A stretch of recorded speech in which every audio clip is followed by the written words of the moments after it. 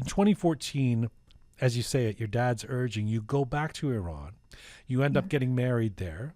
You're building your blog, and your social media presence is growing massive, especially by the standards of that time, 5 or 6 years ago. For you on Instagram to have 180,000 followers was huge. You end up having 2 galleries in Tehran. Then suddenly, everything stops. What happened in 2018? Okay, the government and the Ershad organization told me that this is against Islamic Republic of Iran's law, because you are spreading fashion. You are spreading that people can wear like mantoy jolobaz, like open mantos in the street. You are changing the street style. So I was like, okay, many people in Iran are having blogs with, like, let's say, not wearing mantos. So how come you don't like arrest them? And you came to me, and they said that because they are spreading the fashion that they can have at their homes, but you are spreading the street style fashion. So this is the point. Who tells you this, by the way? Does somebody came to your house, and or I mean, how do they find you and talk to you?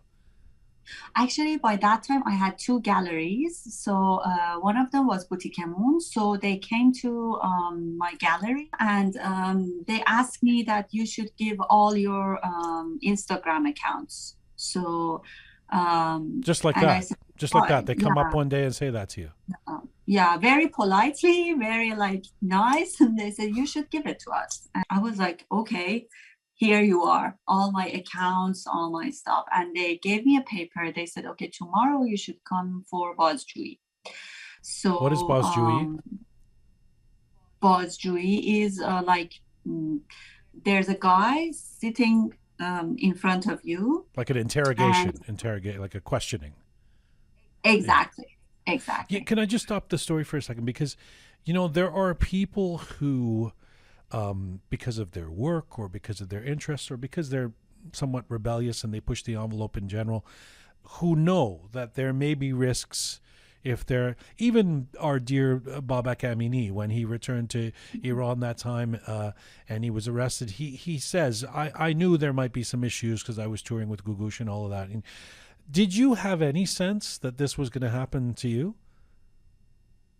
No, never ever. Because in all my photos and picture, I was wearing montur sari. So that was really shocking to me.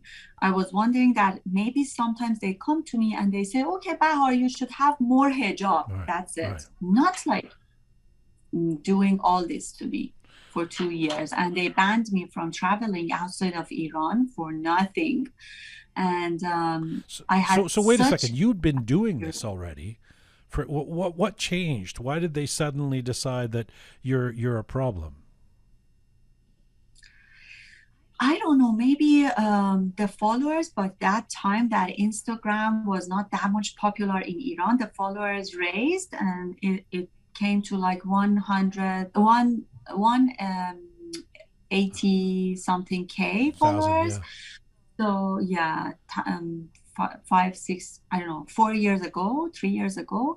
And then after that, I had my galleries. So maybe all those and the things that they understood that designers love me. I mean, they had some emotional relations with me. You're becoming influential, and that's the threat. In the field of fashion, yes.